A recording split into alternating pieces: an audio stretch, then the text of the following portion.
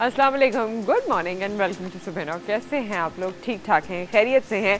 आजकल शादियों का सीज़न है और शादी ब्याह में जब आप जाते हैं और जिस कदर की गर्मी है, ओ हो, उसके बाद आपको ये अंदाज़ा होता है कि लॉन बनाने वाली तमाम कंपनीज़ को आगे से आगे फ़ायदा ही होने वाला है, क्योंकि लोगों ने अपना ये जो पूरा ड्रेसिंग सेंस था या ड्रेसिंग स्टाइल था, इसको थोड़ा थोड़ा वो स्विच करने लगे। Even in weddings as well, जो आपके फॉर्मल गैदरिंग्स होते थे उसमें भी पहले कोशिश होती थी लोगों की, नहीं जी हमने तो बनारसी पहनना है, या हमने तो शिफॉन्स ही पहनने, या हमने तो काम वाले जोड़े ही पहनने। लेकिन अब ट्रेंड थोड़ा थोड़ा चेंज हो रहा है और इतनी कोई गर्मी होती है और उसके बाद जो खाना, बच्चे, घूमना फिरना, टेंट्स या फिर वो ऊपर से कवर्ड, कभी कुछ अब क्योंकि होटल्स में तो अमूमन हर कोई अफोर्ड नहीं कर सकता है, या हर किसी की शादी होटल्स में नहीं होती, वो वाला मज़ा भी शायद लोगों को उस तरह से नहीं आता जो बाकी जगहों पे वो अपने हिसाब से तमाम डेकोरेशन भी करा लेते हैं और अपने हिसाब से अरेंजमेंट होता है। तो लोग अब इस तरह की कुट्योर पे आते जा रहे हैं, जो कि अलीज़े कुट्योर आज मैंने पहना है और स्विच एक देखने को मिलता है, अच्छा स्विच, अच्छा चेंज लगता है कि हाँ जी, लोगों को ये बात समझ में आए कि we should go for the cuts rather than for वो जो एम्ब्रॉयडरी और गॉडी चीज़ें होती हैं वो भी अच्छी लगती हैं, वो भी एक कल्चरल टच पेश करती हैं, लेकिन गर्मी के मौसम में नहीं। मगर अगर आपका कोई ऐसा शादी का एक्सपीरियंस है, आपकी शादी हुई है अगर गर्मियों में और इतनी शदीद गर्मी में, आप दुल्हन थी, आपके दिल पे क्या गुजर रही थी, लोग आके कमेंट कर रहे थे, खाने बन रहे थे, डांस भी हो रहा था और एक जो गैदरिंग होती है, लेकिन उस वक्त आपके दिल पे क्या गुजर रही थी, आप चाहें तो आज हमसे शेयर कर सकते हैं, क्योंकि आजकल बेहद शादियां हो रही हैं, इतने शादी के कार्ड्स आ रहे हैं, इतने इन्विटेशंस, कहीं आप जा पाते कहीं नहीं जा पाते, तो हमसे ज़रूर शेयर कीजिएगा।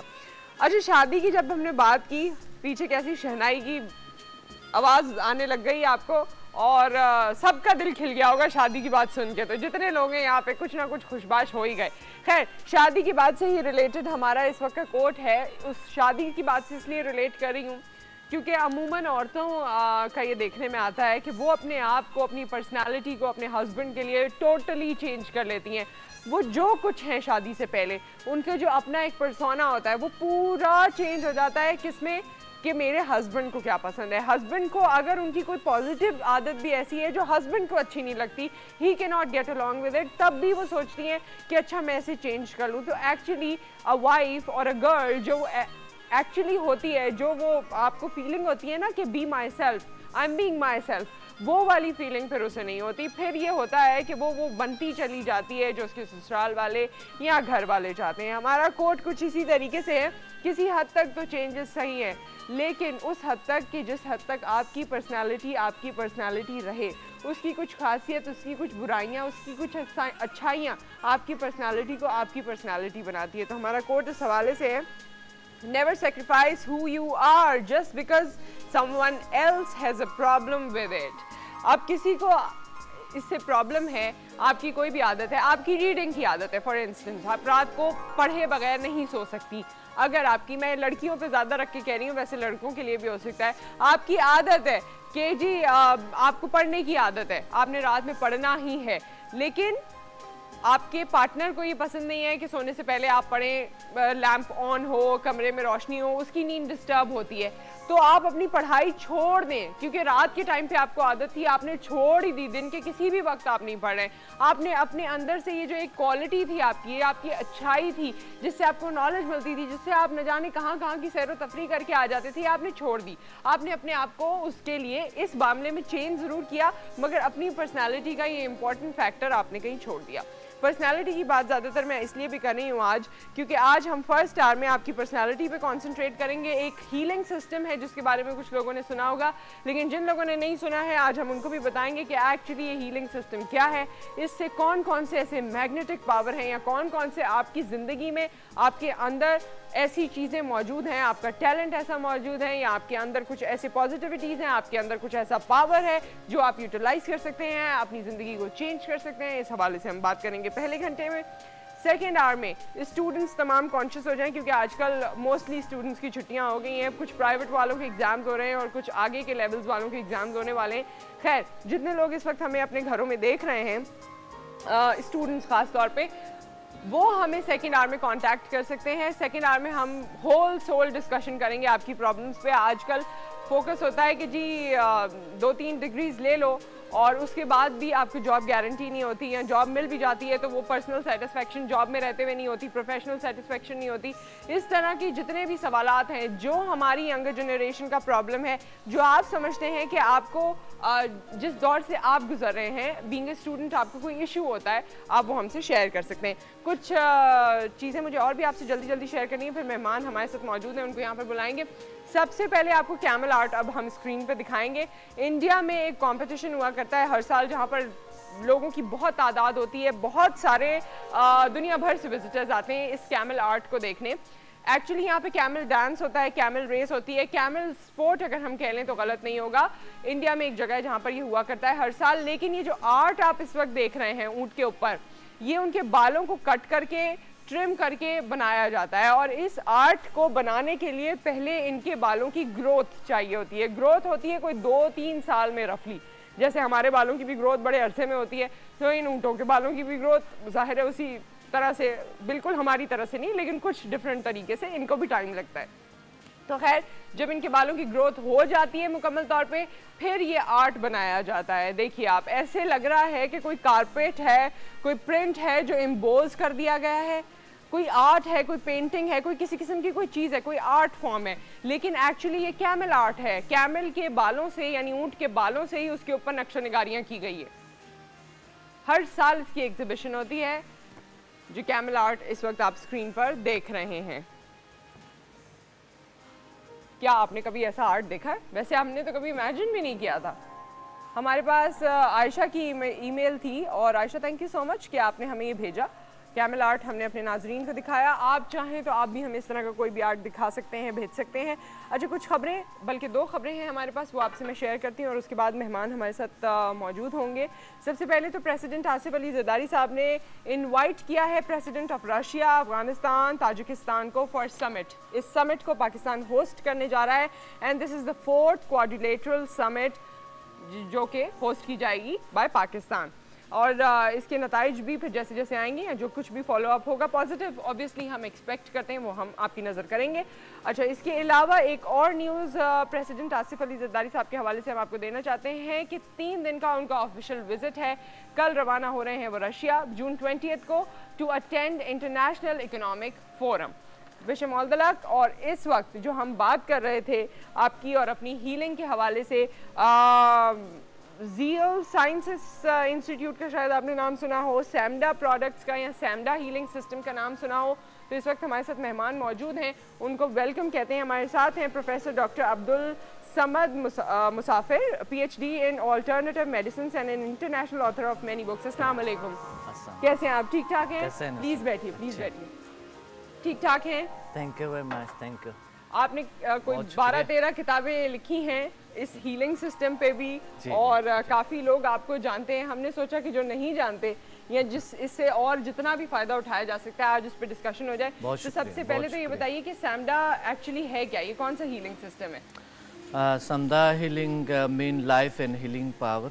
अच्छा। और ये एक नेचुरल हीलिंग वे है जी, जिसकी कोई साइड इफ़ेक्ट नहीं है, और ये वर्क करते हैं, काम करते हैं क्रोनिक डिजीज़ में, क्रोनिक प्रॉब्लम्स में, psychological and physical problems cure होते हैं इससे।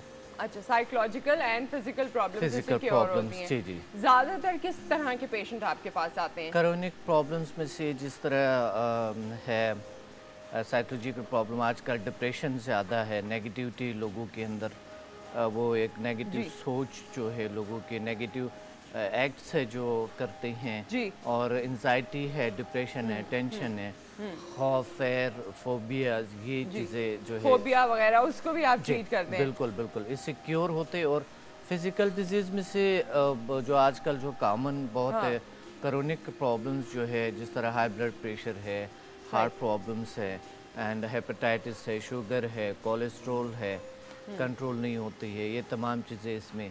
अच्छा, मैं आपसे सवालात करूंगी अब, बल्कि मैं आपसे चाहूंगी कि कुछ प्रॉब्लम्स को आप क्योर करें और कुछ जो पावरफुल चीज़ें इंसान के अंदर मौजूद होती हैं उसके बारे में भी हमारे नाज़रीन को बताएं। लेकिन मुझे एक बात बताइए, हमारे यहाँ तो लोग नॉर्मल डॉक्टर के पास नहीं जाना चाहते जब तक उनको बिल्कुल ज़रूरत ना हो। जब तक बुखार 102 ना हो डॉक्टर के पास नहीं जाना है। 100 का बुखार हुआ तो खुद ही कोई एस्पिरिन ले ली, कुछ भी ले लिया। आपके पास इतने लोग आपको क्यों लगता है कि क्यों आते हैं? हीलिंग उनकी प्रॉपर हो जाती है या आपको लगता है कि हमारे यहाँ ज़्यादा अब रुझान इस जानिब है कि ऐसे हीलिंग सिस्टम की तरफ आए जिसका कोई साइड इफेक्ट नहीं है, जिसमें गोलियां ना खानी पड़े? क्या वजह क्या है? हाँ, वजह इसलिए मेरी तरफ जो लोग आते हैं उसका वजह ये है कि उनको रिजल्ट्स बेस्ट है, बेहतरीन है।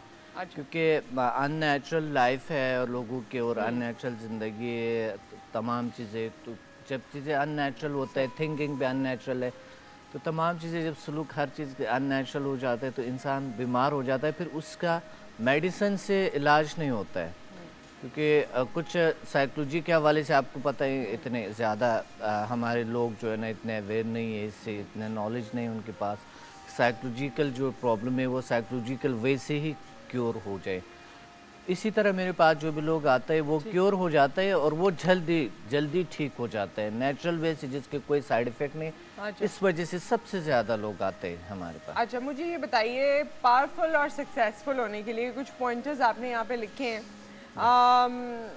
अपने रिलेशनशिप्स को स्ट्रेंथन करने के लिए या फिर प्रोफेशनल सक्सेस के लिए, ये 2 पॉइंट हम लेकर चलते हैं। ये 2 चीज़ें ज़्यादा इंपॉर्टेंट होती है। एक तो लोग चाहते हैं कि प्रोफेशनली हम आगे से आगे बढ़ें, ज़्यादा पैसा कमाएं, ज़्यादा अच्छी पोस्ट हमारी हो जाए, और दूसरा वही कि पर्सनल लाइफ बहुत अच्छी हो, घर में सब सुकून होगा तो फिर प्रोफेशन में भी अच्छा कर सकेंगे। तो पहले प्रोफेशन से स्टार्ट करें या पर्सनल से स्टार्ट करें? ज़रा कुछ नाजरीन को बताइए, हमें बताइए कैसे बेहतर करें अपनी ज़िंदगी को। देखिए, बेहतर ज़िंदगी इंसान को सबसे पहले बेहतर और बेस्ट ज़िंदगी के लिए सबसे पहले इंसान को अपने सोच को बदलना होता है।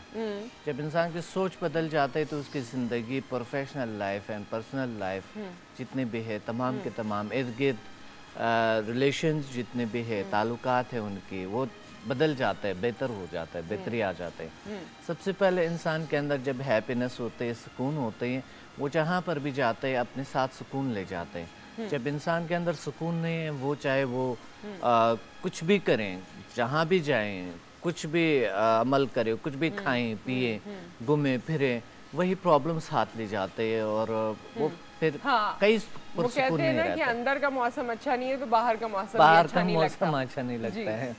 तो सबसे पहला अंदर का मौसम सही करनी पड़ती है, फिर उसके बाद इंसान कामयाबी को हासिल कर लेते हैं, चाहे प्रोफेशनल हो, चाहे पर्सनल हो, चाहे पर्सनालिटी के हवाले से। थोड़ी सी बताइए कि वो तमाम लोग जो इस इस्तराब में हैं, जिनको कभी भी पर्सनल सुकून उस तरह फील नहीं हुआ, इत्मीनान नहीं होता ज़िंदगी में, हर वक्त बेचैन रहते हैं, उनके लिए क्या आप क्या इलाज है, कैसे इलाज करेंगे, या कोई ऐसी चीज़ जो आप उनको यहाँ बताना चाहें, कोई ऐसा हीलिंग का तरीका? हाँ नुसरत, इसके लिए बेहतरीन तरीका ये है कि इंसान थोड़ी सी मेडिटेशन करे, अल्लाह की तरफ उनका रुझान हो। जो इजी टेक्निक है ना, एक टेक्निक्स होते हैं जो मैं करवाता हूँ, और वो एक सेशन होते हैं उनके, तकरीबन उनके कोई 7-8 घंटे का एक सेशन होते हैं। और एक ये टेक्निक्स है कि आप घर बैठे कुछ ऐसे कुछ करें जो कि जिस तरह मेडिटेशन है। मेडिटेशन एक बेहतरीन तरीका है। नमाज के बाद थोड़ी देर इंसान आंखें बंद करे, कोई 10 मिनट के लिए बैठे और अल्लाह का नूर तस्वुर करें, कोई अच्छे मनाजर को तस्वुर करें, और थोड़ी देर के लिए इंसान नेगेटिव दुनिया से या जो मादी दुनिया है उससे कट होके एक खूबसूरत के अपने दुनिया में जाते हैं, तख़य्युल की दुनिया में। तो उस तख़य्युल की दुनिया में जब इंसान जाते हैं उन्हें सुकून मिलता है, सुख मिलता है, कल्बी सुकून मिलते हैं। 10 मिनट अगर कोई शख्स डेली करते हैं तो वो डिप्रेशन, टेंशन, खौफ, फेयर, फोबिया, इस चीज़ों की, एंजाइटी की शिकार नहीं होती है। अच्छा, इसको हम इस तरह भी ले सकते हैं कि 10 मिनट हम कभी भी बैठें दिन में और हम चले मटेरियल वर्ल्ड में नहीं, लेकिन हम दुनिया की जितनी खूबसूरती है उसके बारे में सोचें, जितनी ग्रीनरी है उसके बारे में सोचें, या माउंटेन्स है उनके बारे में, जो चीज़ हमें पसंद हो। इवन अपने जो खूबियाँ हैं, अपनी जो अच्छाइयाँ हैं, उस पर अगर इंसान फोकस्ड रहे तो वो भी एक बड़ी ताकत मिलती है। कोई अच्छी कामयाबी हासिल के, कोई अच्छी मंजिल देखे, कोई अच्छे लोग देखे, अच्छे लोगों से बात किए, कोई अच्छे लोगों से मुलाकात हुई, कोई अच्छी पिक्चर देखे, कोई भी अच्छी चीज इमेजिन करे, और हमारे अपने, हाँ बिल्कुल, जो हमारे अपने जो चीज़ें, हमारे अपने जो खूबियाँ हैं, हमारे अपने अच्छाइयाँ हैं जो पास्ट में गुजरे हैं, हमने बड़ी कामयाबी को हासिल किए हैं, बहुत ज़िंदगी को कहीं ना कहीं ऐसे लम्हात को याद किए कि बड़े इंजॉयबल जो लम्हात थे वो याद किए, तो उसमें से इंसान को सुकून मिलता है कि हाँ मैं कुछ काबिल हूँ, फ्यूचर में फिर एंजाइटी नहीं बनते। असल में लोग जो है प्रॉब्लम यहाँ पर ये है कि लोग या तो पास्ट में रहते हैं और या फ्यूचर में रहते हैं, प्रेजेंट में नहीं रहते हैं। यही बात है, प्रेजेंट में नहीं रहते। अच्छा। जो पास्ट में रहते हैं लोग वो डिप्रेशन के शिकार होते हैं, और जो फ्यूचर में रहते हैं वो एंजाइटी के शिकार होते हैं, स्ट्रेस के शिकार होते हैं। दोनों बदतरीन चीज़ है। जो प्रेजेंट में इंसान रहते हैं वो कभी भी प्रॉब्लम्स का ये साइकोलॉजिकल एंड फिजिकल डिजीज से बहुत सी बच सकते हैं, हो सकता है, मगर बहुत सी बच सकता है। लेकिन प्रेजेंट में भी तो काफ़ी ऐसे मसाइल होते हैं, काफ़ी टेंशन्स होती हैं लोगों को, उस वक्त तो वो प्रेजेंट में ही रहते हैं कि आजकल ये चल रहा है, ये इशू आ गया, ये चैलेंज आ गया, उस वक्त तो प्रेजेंट में ही रहते हैं। हाँ, यहाँ पर बड़ी आपने ज़बरदस्त बात की। यहाँ पर हमें तहम्मुल, बर्दाश्त और हौसला, मैं कॉन्गफू करता था, कॉन्गफू। अच्छा। तो मेरे उस्ताद ने मुझे कहा था कि पहले शुरू में हम बड़ी से ऐसा अपने चेहरा को यूं करके बड़ा से एक्शन में आते थे, कर लेते थे। हाँ, अजीब सा एक कैफियत होता था ना, कैटेलिप्सिक। तो वो बता रहे थे नहीं रिलैक्स हो, रिलैक्स, बिल्कुल रिलैक्स मोड में आपने फाइटिंग करनी है। तो मैंने कहा था इस तरह कैसे हो सकता है, अलर्ट होने के लिए तो बहुत ज़्यादा ऐसा करना पड़ता। कहता नहीं बिल्कुल रिलैक्स, बॉडी को ढीला छोड़ दो। तो मैं हैरान हो गया था कि बॉडी ढीला छोड़ देंगे तो आगे जो हरीफ है वो तो हमें गिरा देंगे, मगर ये सच है कि इंसान किसी भी कैफियत में रिलैक्स हो, पुरसुकून हो, सबसे पहले इंसान को अपने आप को रिलैक्सेशन दे, रिलैक्स हो, मुतमईन हो, फिर इंसान की सोच का नहीं आ पाती। चले एक बात आप मुझे बताएं, दोनों तरीके से ले लेते हैं, घरेलू खवातीन के लिए भी ले लेते हैं और जो प्रोफेशन में लोग हैं उनके हवाले से भी ले लेते हैं। जॉब इनसिक्योरिटी, जब से ये रिसेशन की एक लहर चली थी, दुनिया भर में चली थी, हम तो थोड़े बहुत इफेक्टेड थे, लेकिन हमारे यहाँ भी कंपनीज में चली गई थी कि लोग फायर होने लगे, और अब तक वो ट्रेंड है कि लोगों को एक इनसिक्योरिटी सी है। घरेलू लेवल पर आप आ जाएं तो रिलेशनशिप्स में इनसिक्योरिटी सी है। तो ये जो इनसिक्योरिटी का एलिमेंट है हमारी ज़िंदगी में, इसे कैसे काउंटर करें? हाँ, देखिए, इंसान ने एक बार ही मरना है ज़िंदगी में ना, अगर खौफ मरने से इंसान बहुत डरते हैं तो ज़ाहिर है वो डिप्रेशन, एंजाइटी का शिकार है बहुत ज़्यादा। तो वो शख्स सही परफॉर्म नहीं कर सकता है, अपने लाइफ को सही तरीके से गुजार नहीं कर सकते, एंजॉय नहीं कर सकते, अपने फैमिली के लिए कोई अच्छे मुफीद और अच्छी शहरी भी बन नहीं सकता जी। तो खौफ जब इंसान के अंदर है, डर जो इंसान के अंदर है, सबसे पहले तो उस पर काबू पाने चाहिए। दूसरी बात यह है कि अच्छे और बेहतरीन ज़िंदगी गुजारने के लिए, यानी खौफ से, डर से, गैर मुतमईन ज़िंदगी से निजात पाने के लिए इंसान को डेली अगर रिलैक्सेशन की कुछ मशक़ें करें, कुछ एक्सरसाइज करें, योगा की कुछ एक्सरसाइज करें, कुछ आसन होता है जिसे शिव आसन कहते हैं, या फिर उसको एक जो है ना चंद और आसन होते हैं, ये आप करें, रिलैक्सेशन के होते हैं, बॉडी को ढीला छोड़ने पर। डेली अगर ये कर ले तो इंसान इस तरह गैर मुतमईन और गैर महफूज जिंदगी से। अच्छा, आपने हमें एक दो एक्सरसाइजेस भी बतानी है जो हम आम जिंदगी में कर सकते हैं, यानी सुबह से उठे हम तो हमारी एनर्जी भी प्रोपोर्शनेट रहे, दिन भर हमारा मिजाज भी बेहतर रहे, और एक नॉर्मल जिंदगी गुजारने के लिए अगर 2-3 एक्सरसाइजेस हो वो आप हमें बताएगा। लेकिन पहले एक कॉलर है, उनसे बात करते हैं। अब्दुल हन्नान, अस्सलाम वालेकुम। वालेकुम अस्सलाम, कैसी हैं आप? जी अल्लाह का शुक्र, मैं ठीक ठाक हूँ, आप कैसे हैं? बस अल्लाह पाक का शुक्र है। और इस वक्त समझ साहब बैठे हुए हैं प्रोग्राम में, तो इनको खुशामदीद मैं कहूँगा। और इनसे मैं ये पूछना चाहूंगा कि इन दिनों जो नेगेटिविटी जो पाई जा रही है, हर इंसान चिड़चिड़ापन का शिकार है, और जो कोई भी कहे उसको उसका एंटी रिएक्शन मिलता है, तो ये क्यों है ना? अच्छा तो सही, मुझे एक बात बताइए अब्दुल हन्नान, आप इतनी खूबसूरती देखकर आए हैं मरी में और कहाँ कहाँ आप घूमे, तो आपको लगता है कि आपको जहनी तौर पे थोड़ा रिलैक्स हुए हैं, या आप वापस आए हैं तो उतने चिड़चिड़े नहीं हो रहे जितने पहले हो जाया करते थे, या उतना गुस्सा नहीं आ रहा, या उतने हाइपर नहीं हो रहे? no, सर, इस वक्त तो मैं अभी रावलपिंडी में ही हूँ, और अच्छा, मेरे अभी तक तफरीह जारी है? जी जी बिल्कुल। और बस ये मेरा लास्ट पॉइंट है, यहाँ से मैंने बिल्कुल अब घर को ही फ्लाइट लेके निकलना है। तो मैंने तो जितना रिलैक्स फील किया है, मैं तो ये बता सकता हूँ कि इंसान जब तक घर से बाहर नहीं ना निकलेगा तब तक इंसान अपने आप को कभी रिलैक्स नहीं कर सकता। हाँ, घर से बाहर तो आदमी रोज निकलते हैं, खवातीन भी कुछ निकलती हैं, लेकिन घूमने फिरने की गर्ज से निकले तो जी बिल्कुल कोई सैरो तफरीह के सिलसिले में जब आप लोग कोई प्लान तरतीब देकर निकलते हैं कुछ गेन करने के लिए, तो वहाँ से आप बिल्कुल रिलैक्स फील करते हैं, और मैं तो बिल्कुल बहुत बहुत बहुत रिलैक्स हूँ। चलिए, अगर इंसान एक ही प्लेटफॉर्म आप रिलैक्स रहिए, आप रिलैक्स रहिए। और मुझे वाकई लगा क्योंकि मेरे बोलने पे आप चुप हो रहे हैं, वरना मेरे बोलने पे भी आप खामोश नहीं होते थे, तो ये तब्दीली आप में आई है। Very well done, thank you so much, बहुत बहुत शुक्रिया। अच्छा, कुछ एक्सरसाइजेस की हम बात करेंगे, लेकिन उससे पहले वो तमाम लोग जो आपको फॉलो करते हैं, जो आपके लेक्चर्स सुनते हैं, उसे इम्प्लीमेंट भी करते हैं, और वो आपके बारे में क्या कहते हैं, ये हम आपको सुनवा रहे हैं इस वक्त। बहुत शुक्रिया। वजह ये भी हो सकती है कि स्टूडेंट जो हैं उनको एक किसी चीज़ पे फोकस करने का टाइम नहीं मिल रहा है। मिसाल के तौर पे फैमिली सिस्टम बहुत डिस्टर्ब हो गया है।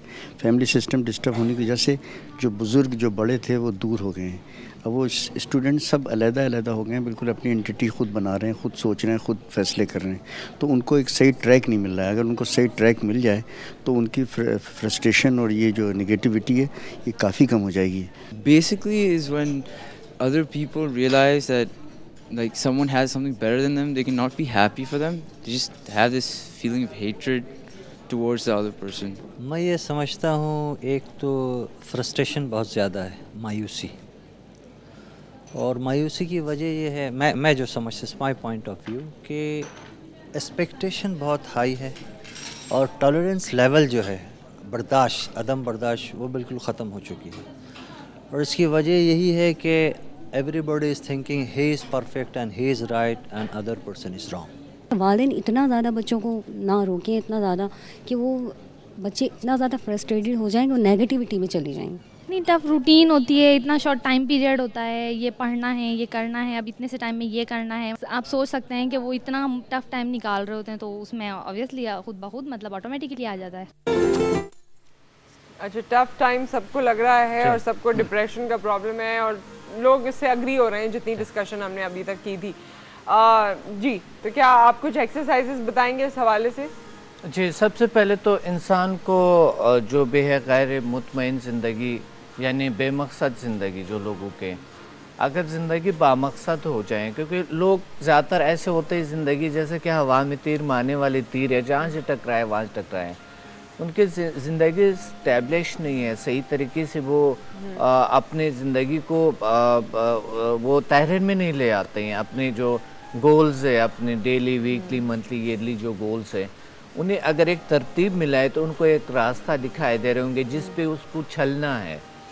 अगर एक शख्स को रास्ता मालूम नहीं है और वो तहरीर में नहीं है, उन्होंने लिखा नहीं है वो चीज़ तो वो मुंतशिर होता है, मुख्तलिफ उनके जो जहन की जो लहरें हैं मुंतशिर होती है, बिखरी होती है, तो उस वजह से इंसान खौफ का शिकार हो सकता है, एंजाइटी का शिकार हो सकता है, मनफी सोच सकता है, मनफी बापी हो सकता है। उससे नेगेटिव सोच जब आते हैं इंसान को तो उसके माहौल भी वही एनर्जी माहौल में भी रहते हैं, ऑफिस के माहौल में भी रहते हैं, वो उनके दोस्तों में भी रहते हैं। और दूसरी बात ये थोड़ी एक टेक्निक ये भी है कि अच्छे लोगों से अगर बैठे, अच्छे क्वाइट्स जो है, मैं फेसबुक पे बहुत ज़बरदस्त क्वाइट्स बनाता हूँ और उनको मैं फिर हर पेज पे मेरे होते हैं, हर डेली कोटेशंस, अच्छा तो क्वाइट्स, तो उसको मैं बनाता हूँ और उन लोगों को बड़े यानी वो डिप्रेशन, टेंशन, एंजाइटी से लोग कोई अच्छी वर्ड्स सुने, कोई अच्छी किताब जब इंसान पढ़े, मेडिटेशन थोड़ा करे, अल्लाह की तरफ से थोड़ा सा तवज्जो, भरोसा रखे अल्लाह पे, अपने आप पे भरोसा रखे कि आप अशरफुल मखलूक़ात है, ताकतवर है, पावरफुल है, स्ट्रांग है।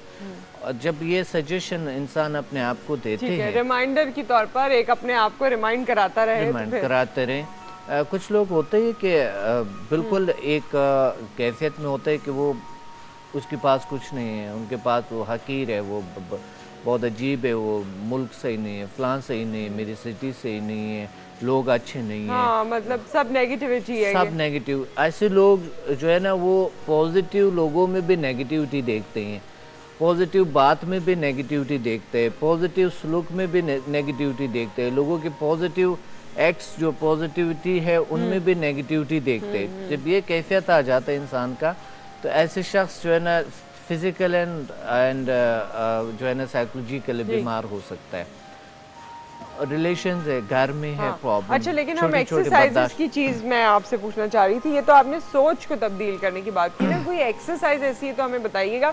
लेकिन उससे पहले जैसे आपने जिक्र किया कि जी अच्छे कोटेशंस आप पढ़ें, अच्छी किताब पढ़ें, अच्छा नज़ारा देखें, तो एक नज़ारा हम भी आपको दिखाते हैं। कुछ मासूम ऐसी चीज़ें होती हैं जो आपका कैमरा कैप्चर कर लेता है और आप जब वो देखते हैं, लाइट मूड की फीलिंग होती है, लाइट मूड में चीज़ें देखी जाएं और लाइट मूड की ही हवाले से वो तरतीब दी गई हो तो बड़ा अच्छा लगता है, हल्का फुल्का आप भी महसूस करते हैं। इस हवाले से वीडियो देखिए, then we are coming back.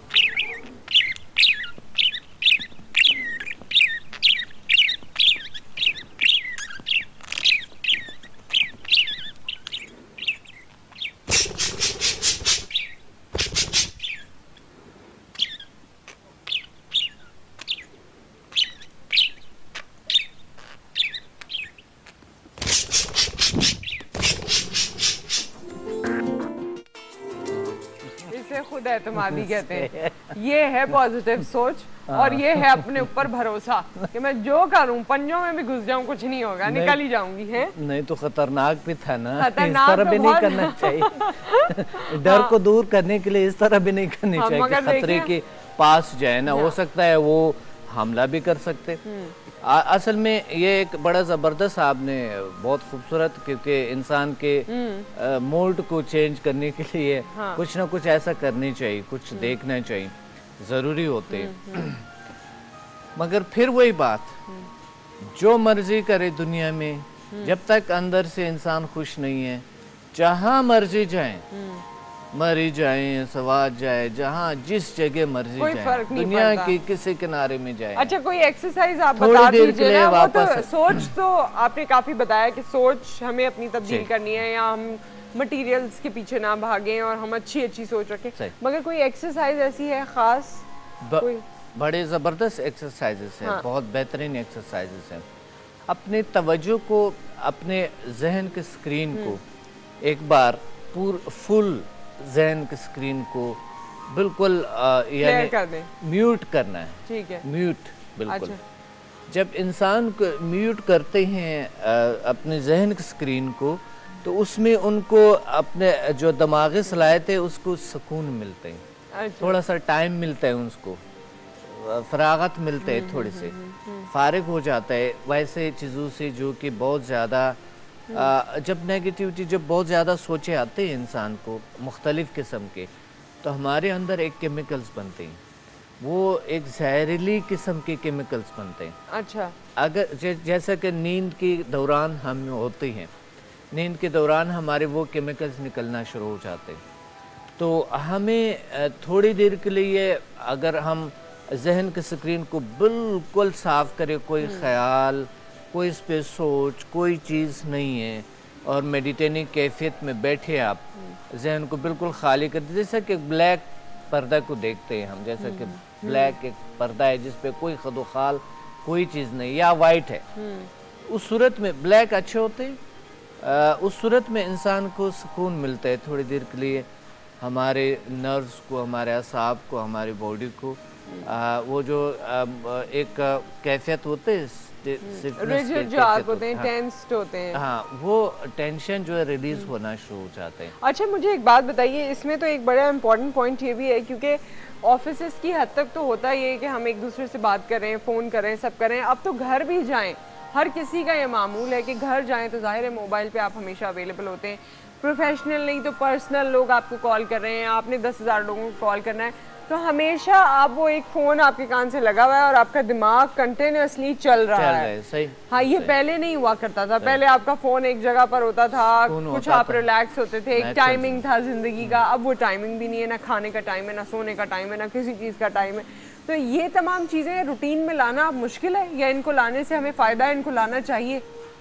देखिए, हर चीज़ का टाइम होता है। एक प्रेसिडेंट होते ही है, कितने बिजी होते हैं, उनके पास भी टाइम होता है अपने सोने का, अपने खाने पीने का, अपने ज़िंदगी का। तो हर इंसान को चाहिए कि थोड़ा सा टाइम मेडिटेशन के लिए कुछ टाइम ज़रूर निकाले, अपने एक्सरसाइज के लिए टाइम निकाले, अपने कुछ टेक्निक को, ऐसे नेचुरल टेक्निक को अपनाएं, कुछ मनाजर को देखें, कुछ अच्छे खुश मूड को। सबसे बड़ी दवाई जो मेडिसिन जो है वो मुस्कुराहट है। मुस्कुराहट सबसे बड़ी मेडिसिन है। जब इंसान हमेशा मुस्कुराते हैं तो खुद ही मूड उनके अच्छे हो जाएंगे, वो जहाँ पर भी आदी हो जाएंगे आखिर ऐसा ऐसा। अगर कोई मुस्कुरा नहीं सकते, जानबूझ के मुस्कुराएं, तो ऐसा ऐसा वो आदी हो जाएंगे, आदत बन जाएंगे। तो ये एक बेहतरीन सा तरीका है जो कि इंसान बहुत से साइकोलॉजिकल, अच्छी एक्सरसाइज भी है। पहले तो जो लोग नहीं मुस्कुराते वो शीशे में खड़े होकर थोड़ा स्ट्रेच करें ना अपने मसल्स को, मुस्कुरा के देखें अपने आप को, फिर आदत हो जाएगी। बहुत जबरदस्त टेक्निक है। अच्छा, लेकिन कहीं उनको अगर इसके बरक्स मुसीबत का सामना हो गया, गलत जगह मुस्कुरा गए वो, तो आपको याद करेंगे। नहीं, गलत जगह भी तो मुस्कुरा देता है, वहाँ पर नहीं मुस्कुराएंगे, क्योंकि इंसान साइकोलॉजिकल ऐसा है कि कोई अचानक सा कोई ऐसा कोई हादसा या चीज होते है तो मुस्कुराने का नहीं होता है। अच्छा, ये है कि हम जब आंखें बंद करते हैं तो एक हम जो ब्रेन वेव्स है, बीटा है, अल्फा है, थीटा है, डेल्टा है, गामा रेज है। जब हम हमेशा बीटा की कैफियत में रहते हैं। अच्छा। अब हम जाग रहे हैं, आंखें खुले हैं, ये बीटा की कैफियत है। अच्छा, जब हम एक्टिव रहते हैं, यानी इसमें बीटा एक्टिव रहते हैं, हाँ। ओके। इसमें हमारे वो केमिकल्स बनते हैं ना। जब हम बीटा से अल्फा में जाते हैं, थोड़ी देर आंखें बंद करते हैं, तो अल्फा के कैफियत में जब जाते हैं, वहाँ से जो हमारे जो टेंशन, जो केमिकल, जो नाकस, जो कारकर्दगी है, वो बॉडी से वो निकल जाता है, टेंशन जो रिलीज हो जाता है। तो उस सूरत में इंसान को सुकून मिलता है। अगर 10 मिनट करे, बेशक वो दिन में जितना बिजी रहे, जितना मोबाइल पे बात करे, जितना कुछ करे, वो पुरसुकून रहेंगे। ये बेहतरीन टेक्निक है। 10 मिनट अपने लिए होने चाहिए। 10 मिनट और 10 मिनट ये, और दिन में हर टाइम वो ये सोचे कि वो अशरफुल मखलूकात है, वो पावरफुल है, वो स्ट्रांग है। इससे ओवर कॉन्फिडेंट ना हो जाए। वो नहीं, क्या पता ऐसे लोग हों जो ये सोचते हों कि मैं तो बहुत ही कोई औसम चीज़ हूँ, और वो दोबारा ये भी सोचने लगे उस पर कि मैं अशरफुल मखलूकात हूँ, और नहीं, बस जो मैं सोच रहा था वही ठीक है, मैं ही हूँ और मैं ही हूँ। तो उसके बाद रिजल्ट क्या होगा? अशरफुल मखलूकात के होने का एक ये है कि वो अशरफुल मखलूकात गरूर नहीं करते, ठीक है, और वो ओवर कॉन्फिडेंस। अच्छा, ये आप इसकी डेफिनेशन दे रहे हैं ताकि लोगों को पता लगे कि कौन कौन अशरफुल मखलूकात की कैटेगरी में आ रहा है। ठीक है, एक तो वो गुरूर नहीं करते, और क्या नहीं करते? गुरूर नहीं करते हैं, और वो कहते हैं कि हाँ, मैं अल्लाह ने ये कायनात पैदा किए मेरे लिए, और ये कायनात जो है मुझे मुसख्खर करना है, तस्खीर करना है, अल्लाह ने फरमाया है। अपने आप को जानना है, अपनी सलाहियतों को जगाना है, और कायनात को तस्खीर करना है हमें।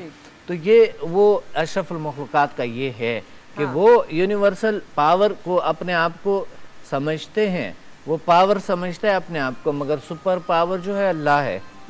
मगर हम जो है पावर है, सुपर पावर अल्लाह है। इंसान को अशरफुल मखलूकात पैदा किए हैं, और ये ज़िंदगी में जो चाहता है वो हासिल भी कर सकता है, चाहे नेगेटिव चाहे, चाहे पॉजिटिव चाहे। मगर पॉजिटिव चाहेंगे तो वो सुखी रहेंगे, बेहतर रहेंगे, फिजिकल बीमारियां कम होंगी, साइकोलॉजिकल बीमारियां कम अच्छा, ये वैसे जितनी लोगों में नेगेटिविटी होती है, अगर वो नेगेटिविटी का ही इजहार करते रहें या नेगेटिव ही सोचते रहें दूसरों के बारे में, तो आपके ख्याल में फिजिकल बीमारियां भी हमें उससे हो जाती हैं? बहुत ज्यादा फिजिकल बीमारियां, सबसे ज्यादा जो आजकल है साइकोलॉजिकल एंड फिजिकल डिजीज। मिसाल के तौर पे अल्सर है जी, ज्यादातर वजह ये होता है। अच्छा, जो आपके अंदर नेगेटिविटी है उसकी वजह से हो रहा होता है। हार्ट डिजीज, बिल्कुल हार्ट डिजीज है।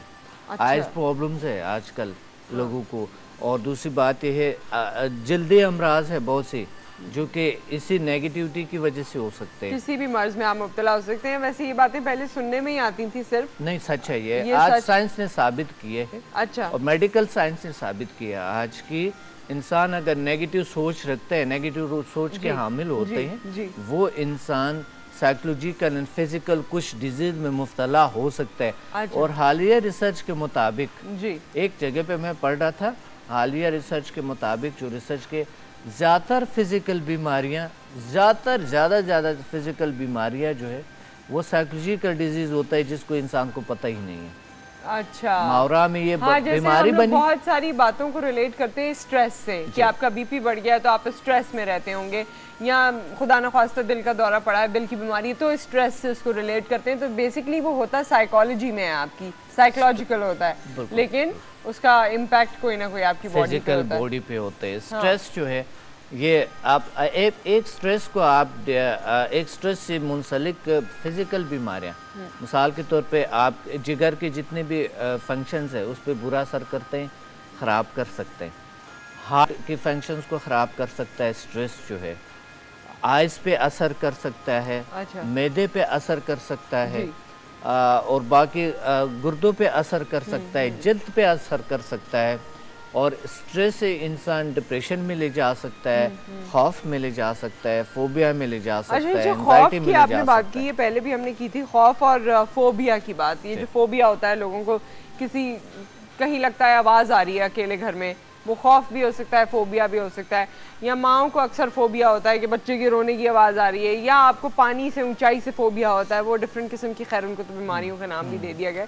तो अपने फोबिया से या अपने इस खौफ से कैसे आप लड़ सकते हैं? अंधेरे कमरे में जाने से डर लग रहा है, सही, हाँ, सब घर में रोशनी है लेकिन अंधेरे कमरे में जाने से डर लग रहा है, ये इस तरह के जो खौफ है इनसे कैसे इंसान? खौफ एक ऐसी चीज़ है, या तो कुछ इवेंट्स बचपन में या पास्ट लाइफ में जो है गुजरी है, उस इवेंट्स को क्लियर करना बहुत ज़रूरी होता है। वो इवेंट कब गुजरा है वो जानना पड़ता है। कि एक तो काउंसलिंग होती है किसी का, एक खुद अपना काउंसलिंग करना कि पास्ट में जो खौफ है इसका वजह क्या है। कोई दूसरे शख्स के उस हर तरह के खौफ में मुब्तला नहीं होते। जिस तरह की एक शख्स मुब्तला है उसमें, दूसरा शख्स नहीं है उसमें, वजह क्या है? तो वजह यह है कि कोई ऐसा इवेंट गुजरा है पास्ट में जी, कोई ऐसा है। उस इवेंट्स को क्लियर करने के लिए जाके उस इवेंट्स में अंदर उसके इवेंट्स को एक बार खूब देखें कि ये इवेंट गुजरा,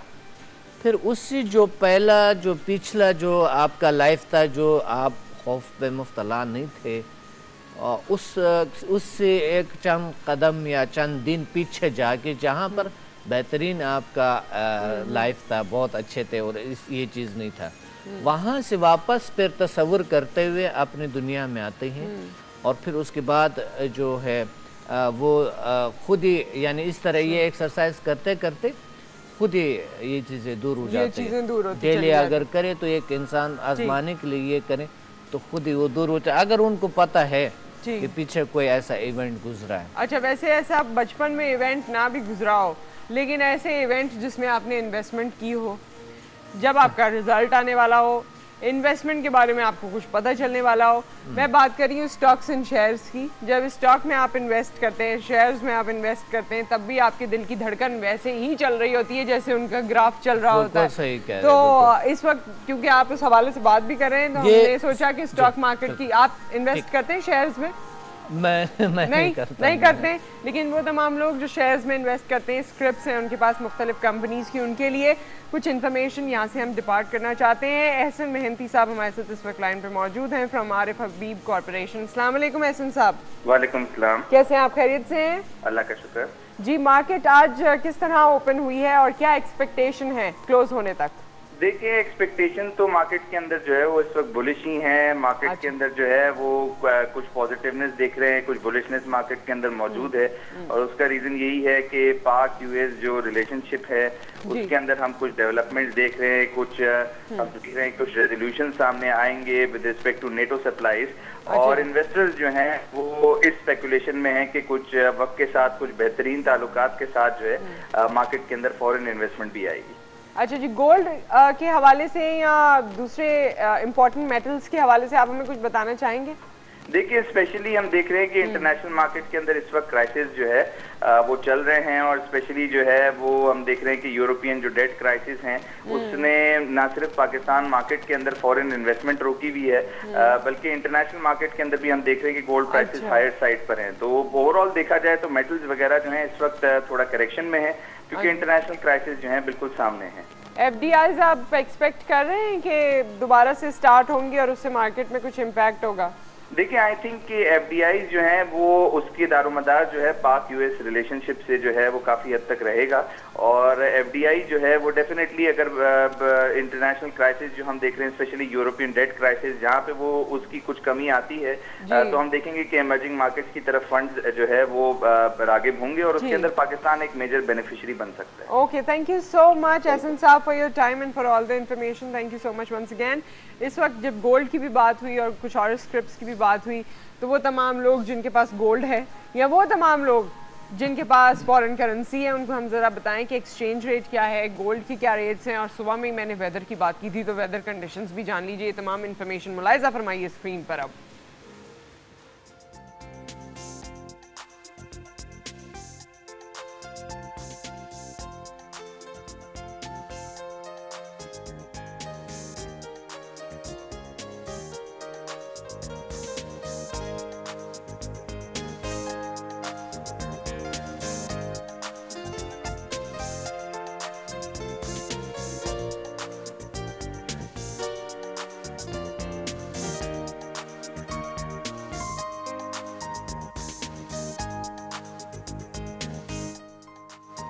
अजय जी, हमने दिल के मौसम को तो बाहर के मौसम से कंपेयर कर लिया था, लेकिन बाहर का मौसम जैसे अभी हमने दिखाया हॉट एंड ड्राई है, तो क्या ये आप पे असरअंदाज होता है? कितने फीसद असरअंदाज होता है आपके ख्याल में? मैं समझता हूँ कि इंसान खुद ना सोचे कि ये मेरे पे असरअंदाज होगा। अच्छा, तो दिल पे ना ले, पंखा बंद है तो भी दिल पे ना ले, कोई मसला नहीं है। अच्छा, देखिए जिंदगी पिछला भी गुजर जाते थे ना, आज लोड शेडिंग से पहले भी तो गुजर ही जाती थी। लोड शेडिंग से लोग कितने तंग हैं जी, मगर पहला भी जिंदगी था जो कि 100 साल उम्र थे और 100 साल की उम्र भी बहुत माशाल्लाह तकड़े और बेहतरीन थे जी। और आज जो है एवरेज एज जो है लोगों के 60 है और उस वक्त मेरे ख्याल 80 था या शायद 90 भी हो सकता है, इस तरह के एवरेज जो एज होता था। तो बात ये है कि उनके लोगों का क्या था कि वहाँ ना पंखा था जी, ना एयर कंडीशन था और ना एक सुपर कंप्यूटर था, ना सहूलियात थे जो आजकल लोग कहते हैं कि देखिए साइंस का तो बड़ा फ़ायदा है और बहुत ये हुआ वो हुआ हमारे तो और देखिए हम कितना अच्छे ज़िंदगी गुजारे, उनके बगैर रह नहीं सकते, आगे पहुंच गए बहुत जी। यही बात है। उस वक्त डॉक्टर भी नहीं था, एम्बुलेंस भी नहीं था, हॉस्पिटल भी नहीं था, बीमारियां भी नहीं थी, बीमारियां भी नहीं थी। आजकल बीमारियां भी बढ़ गई हैं, आजकल वो तमाम चीज़ें आ गए, लालच में इंसान इतना आगे हैं, बच्चे इवन बच्चे जो है आजकल हाइपर हो गए, बच्चे टेंशन डिप्रेशन में चले गए, एंजाइटी में जाए, इम्तिहान का खौफ है, पढ़ाई का इतना ज़्यादा बोझ है, वालिदैन का उस पर इतना ज़्यादा प्रेशर है, मनफी बातें वालिदैन की तरफ से है बच्चों पे कि तुम वो नाकारा, तुम तो नाकाम हो जाओगे, तो दफलाओगे, वो खौफ डर में मुब्तला शख्स, वो आप बताएं उससे एक बड़ा आदमी बनेगा, वो क्या बनेगा। इसी तरह आजकल अननेचुरल लाइफ है, आप बंद रूम्स में, बंद जगहों पे, आइसोलेशन में ज़्यादातर आज़ाद हवा नहीं है, लोगों को वो मिलता नहीं है जो कि वो करना ही नहीं चाहता है, वो पसंद करता है दिन रात मोबाइल पे लगी हुई मशीन आपके पास है और ख़ुद मशीन बन गए, खुद रिबोट बन गए इंसान, और रात को नींद नहीं है, रात को देर तक जागना रात होता में है। भी वही आपका दिमाग में वैसे वही कंप्यूटर की तरह ही चल रहा होता है। अच्छा, दिमाग की हम जो बात कर रहे हैं, मुझे एक बात बताइए, दिमाग को हम अपने कैसे स्ट्रॉन्ग कर सकते हैं, अच्छा कर सकते हैं स्टूडेंट्स के लिए भी, क्योंकि पढ़ाइयाँ कर करके एक वक्त वो आता है कि उनको फील होता है कि बस अब मेरा दिमाग नहीं चल रहा, सही ये फीलिंग होने लगती है। तो अपने दिमाग को रिवाइटलाइज करना, रिवाइव रखना, पावरफुल रखना कैसे कर सकते हैं? इंटरेस्ट जितना दिलचस्पी से कोई काम करे तो अच्छा है, और जितना इंसान को अपने माइंड को यूज करे उतना अच्छा है। अच्छा, कुछ होता है ना कि मत सोच, हमारे माशरे में एक लफ्ज़ है, सोच मत। सोचने की क्या ज़रूरत है भाई, एनिमल तो नहीं हूँ मैं, क्यों ना सोचूं मैं, मैं तो एक इंसान हूँ ना, मुझे सोचना है, सोचना दे, सोचना पड़ता है इंसान को, मगर पॉजिटिव सोचना पड़ता है। तो माइंड पावर खुद ही स्ट्रांग हो जाता है, माइंड पावर इंक्रीज होना शुरू हो जाते हैं। यूज़ करें, पढ़े, दिलचस्पी से काम करें, दिलचस्पी ले, जो भी आपके प्रोफेशन है, जो भी कोई पेशा है, कोई भी चीज़, उसमें दिलचस्पी ले। बिल्कुल, दिलचस्पी जब लेते हैं इंसान को वो ऑकवर्ड नहीं लगता है, उसको बुरा नहीं लगता है, उसको चुभता नहीं है कांटों की तरह। तो जब दिलचस्पी नहीं हो, चाहे वो पढ़ाई में, चाहे किसी भी प्रोफेशन में, जब वो कांटों की तरह चुभते हैं। दिलचस्पी ना हो तो आपको काम लगता है, दिलचस्पी हो तो काम नहीं लगता, तफरी लगता है। वैसे अभी हमने इतना जिक्र किया मेडिटेशन के हवाले से, और बीइंग मुस्लिम जाहिर है हम लोग अल्लाह का नाम जब सुनते हैं, या जैसे कि आपने जो फरमाया है, जितनी भी हमारी दीनी इबादत हैं वो सब करते हैं, तो एक पुरसुकून सी फीलिंग होती है। तो खैर इस वक्त तो हम वो इबादत के हवाले से तो आपको कुछ नहीं उसमें हेल्प कर सकते, लेकिन हम अल्लाह का नाम ज़रूर ले सकते हैं इस वक्त, और बड़े प्यारे तरीके से ले सकते हैं, और ऐसे तरीके से जो आप गाड़ी में हो तब भी सुन सकते हैं, और आप अगर घर में हो तब भी सुन सकते हैं, और अगर आप हमारा शो देख रहे हैं तब भी उसे फुली एंजॉय कर सकते हैं। इस वक्त हम आपको ये सुनवाते हैं, अल्लाह अल्लाह कर भैया, अल्लाह ही से डर भैया।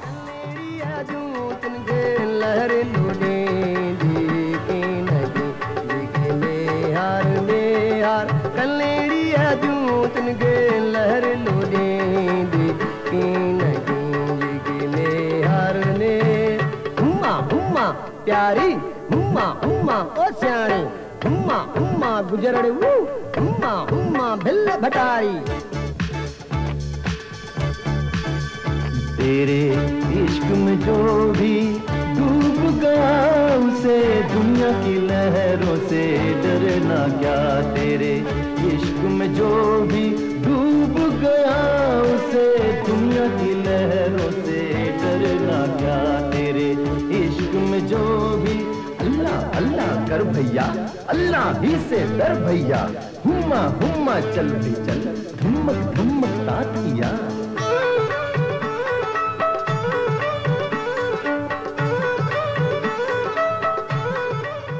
क्या बात है, अच्छा लगता है ना ये म्यूजिक।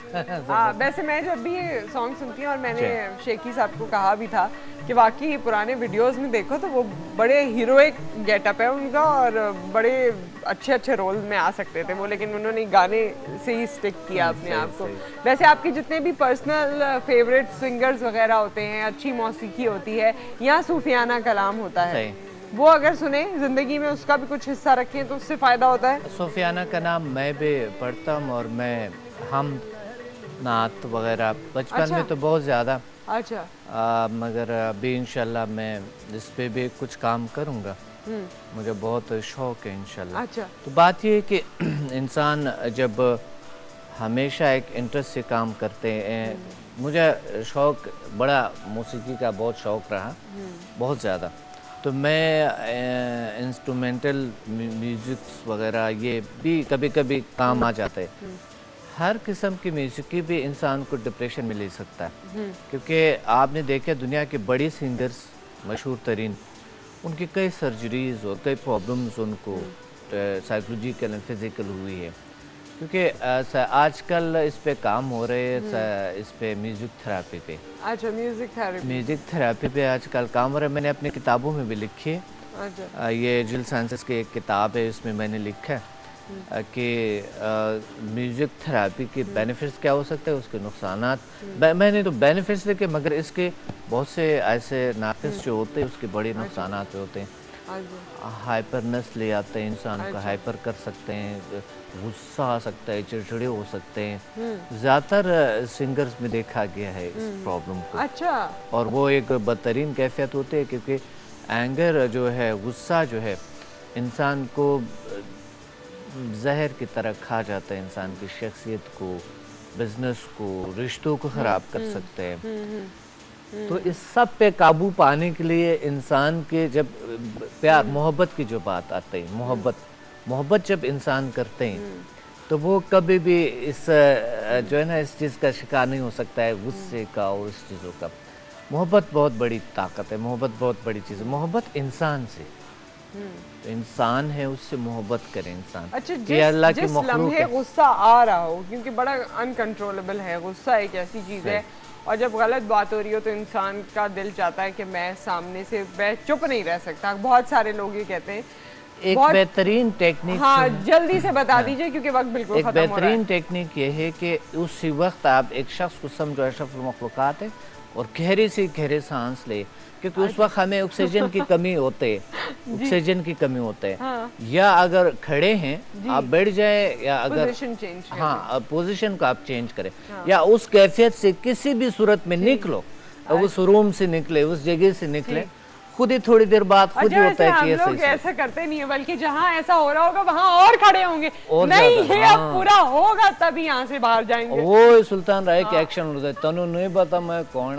अच्छा चलिए, सुल्तान राय वाला एक्शन भी करके बता दिया। थैंक यू सो मच, बहुत शुक्रिया आपकी तशरीफ आवरी का, और कोशिश करेंगे तमाम चीजें जो आपने कही है। मुझे बहुत अच्छा लगा, बहुत आपने बड़े जबरदस्त सवालात पे किए और मुझे उम्मीद है लोगों ने बहुत कुछ सीखा होगा, और आपके साथ बैठ के मुझे बहुत जबरदस्त, और आज एक अच्छे और बेहतरीन एंकर के साथ मुझे बड़ी खुशी है। बहुत शुक्रिया। हमें यहाँ एक ब्रेक लेना है, ब्रेक के बाद हम दोबारा हाजिर होंगे। यंगस्टर्स सारे फोन लाइन अपनी कर लें, हमें कॉल कीजिए आफ्टर द ब्रेक।